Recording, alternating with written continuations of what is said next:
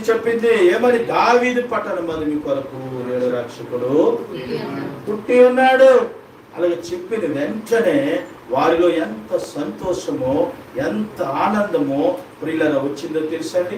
చాలా ఆనందము సంతోషము వారి గెంతులు వేసుకుంటూ ఆ మాట చెప్పడానికి వెనుతిరగకుండా చాటించుకుంటూ వారు వెళ్ళారు. దేవునికి స్తోత్రం. చెప్పాలండి, ఏదైనా చెప్పాలి, ఏ విషయమైనా కూడా చెప్పుకోవాలి, ప్రార్థన చేసుకోవాలి, దేవుని సన్నిధిని ముందుకి తెచ్చుకోవాలి. ఆయన పాదాలు మన ముందు ఉన్నాయని మనం ఎప్పుడు కూడా మరవకుండా మనము ప్రార్థన చేసుకోవాలని. మనస్సు విప్పి చెప్పుకోలేకపోతే ఎప్పటికీ కూడా ఎక్కడి నుంచి కూడా సమాధానము రాదు. పిల్లరా, ఏదైనా మనసులో ఉంటే అది అలాగ దేవుని బిడ్డరా ఎంత బాధ కలుగుతుందండి. అని మనసు ఇప్పి మాట్లాడుకుంటే ఆ బాధ అంతా కూడా దేవుని బిడ్డ తరిగిపోతుంది. అందుకే మరియమ్మ చెప్తుంది, చూడండి ఆ మాట చదివిన కిందన ఏమని అంటే, ఆ జరిగిన విషయములన్నీ కూడా, ఆ మాటలన్నీ కూడా తల భద్రము చేసుకుందండి. హల్లెలూయా. చూడండి, ఏదైనా మంచి విషయము, ఒక మంచి ఏదైనా చూసినప్పుడు, మంచి లొకేషన్ చూసినప్పుడు అది జీవితంలో అందరికీ గుర్తుండిపోద్దండి. ఏమండి, మంచి అద్భుతం జరిగినప్పుడు 10 సంవత్సరాల క్రితం నా జీవితంలో అద్భుతం జరిగింది అనేటువంటిది అందరికీ గుర్తుంటదండి. ప్రియులా, ఈ తర్వాత ఎన్ని అద్భుతాలు దేవుడు చేసినప్పుడు కూడా ఆ అద్భుతాన్నే జ్ఞాపకం చేసుకుంటాము, ఆ లొకేషన్నే జ్ఞాపకం చేసుకుంటాము, ఆ బాధలో నుంచి దేవుడు విడిపించాడనే జ్ఞాపకం చేసుకుంటామండి.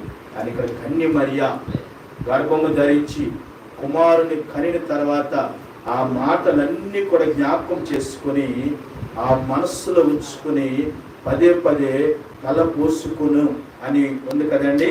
అంటే దానికి అర్థం ఏంటంటే, ఎన్నడూ కూడా మరవలేదు, ప్రభు ద్వారాగా ఈ లోకమంతా కూడా నన్ను ధన్యురాలు అని అంటుందని దేవుని బిడ్డల ఆనాడే కన్య మరియ ఎంతగానో దేవుని బిడ్డ ధన్యురాలైంది. ఎందుకు అంటే, లోక రక్షకుడు ఈ లోకానికి వచ్చాడు. దేవునికి స్తోత్రం. ఎక్కడి నుంచి వచ్చాడండి ఆయన? ఎఫ్రతా బెత్లెహేమ, స్వల్పమైన గ్రామమైనను ఈ లోకాన్ని ఏలబోయేవాడు నీలో నుంచి రాబోతూ ఉన్నాడు. దేవునికి స్తోత్రం. వచ్చాడు. ఆమేన్. హల్లెలూయా.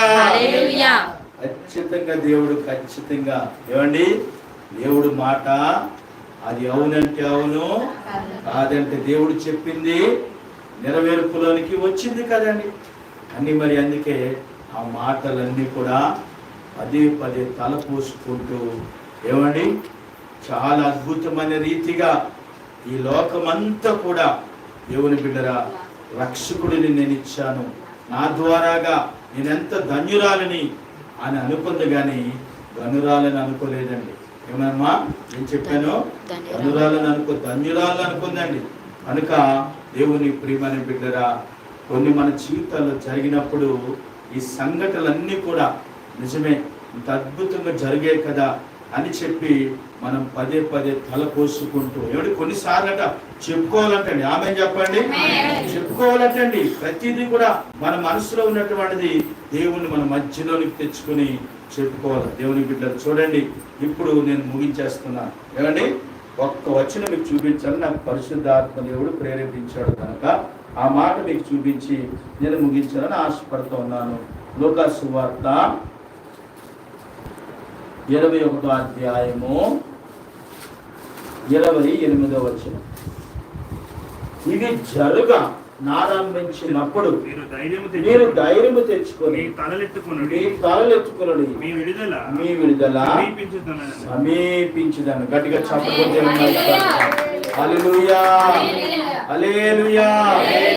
కనుక విడుదల, ఆమె చెప్పండి, మీకు విడుదల వచ్చిందని పక్క వాళ్ళకి చెప్పండి, మీకు విడుదల వచ్చింది. కనుక దేవుని ప్రియమైన బిడ్డరా, ఇప్పుడు మొదటికి వద్దాం. గొర్రెల కాపర్లు దేవుణ్ణి వెంబడించారు. ఎవరు? యాకోబు, మోషే, దావీదు. వారు సిగ్గుపడ్డారా? వారి తలలు